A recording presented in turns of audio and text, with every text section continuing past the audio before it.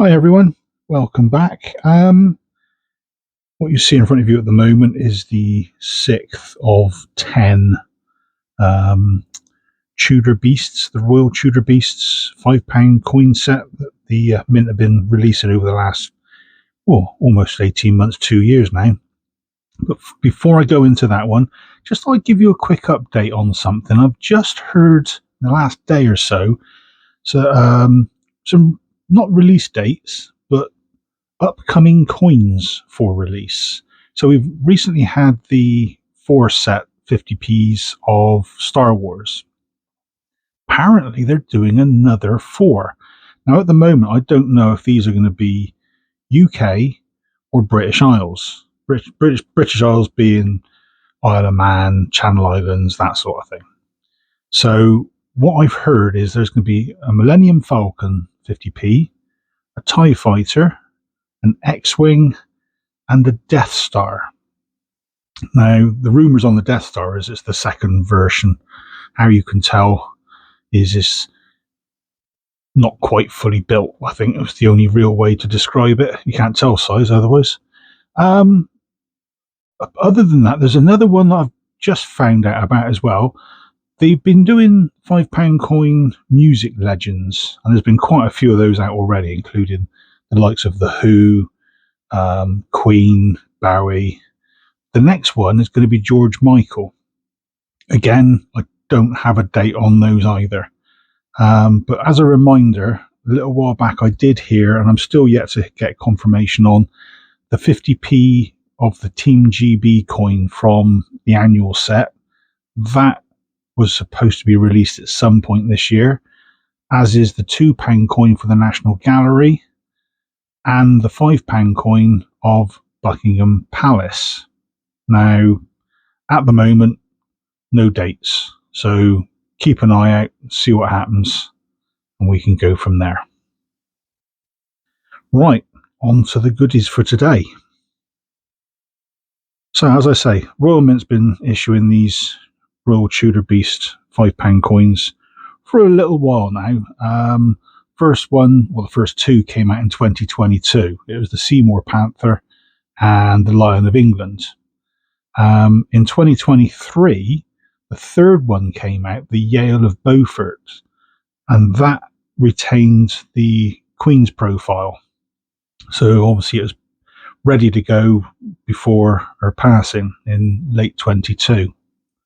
So since then, with King Charles on, we've had the Bull of Clarence, the Seymour Unicorn, and now this one, the sixth, like I say, of 10, is the Tudor Dragon.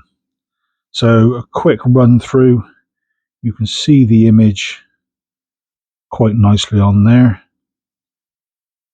I'm not going to say it's an intricate detail, but it's certainly detailed. You can see what it is without having too much of a mess with filler and shading and such.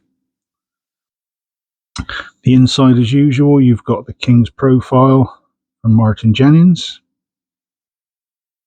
and then, as always, the Royal Mint do their excellent work with these trifolds, I suppose they are, folders.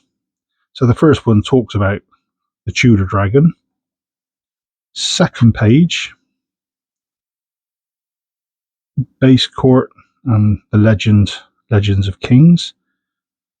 If I hold that there and you want to pause it, you can have a quick read.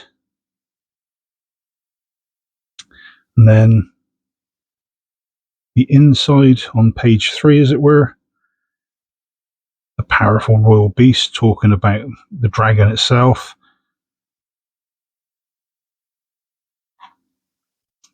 And then something slightly different is they've given us the anatomy of the Tudor dragon. So they've shown us each aspect of the image. So the Tudor dragon supports a fan shield bearing the Beaufort portcullis, and it's a 4-legged reptilian body, fiery tongue, and so on.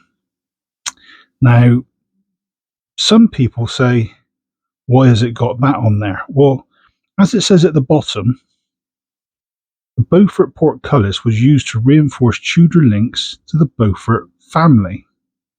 A relatively common motif in heraldry, get my teeth in, the portcullis is now the symbol of the House of Commons, aka the Palace of Westminster.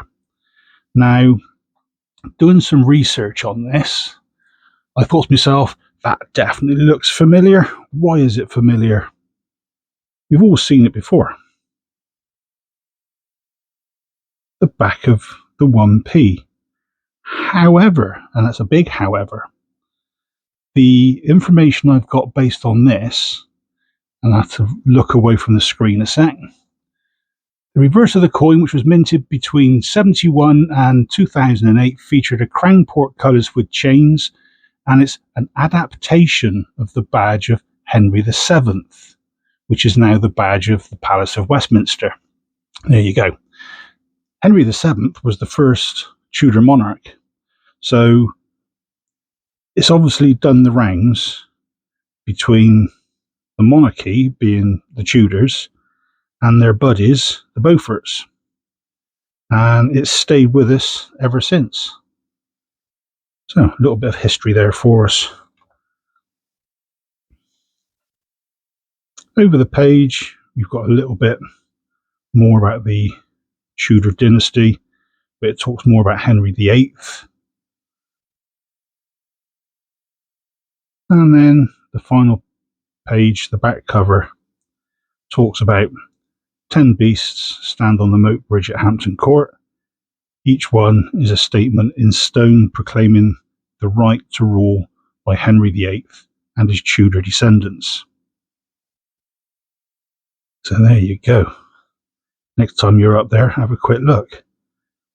And of course, you get all the standard coin specs as well.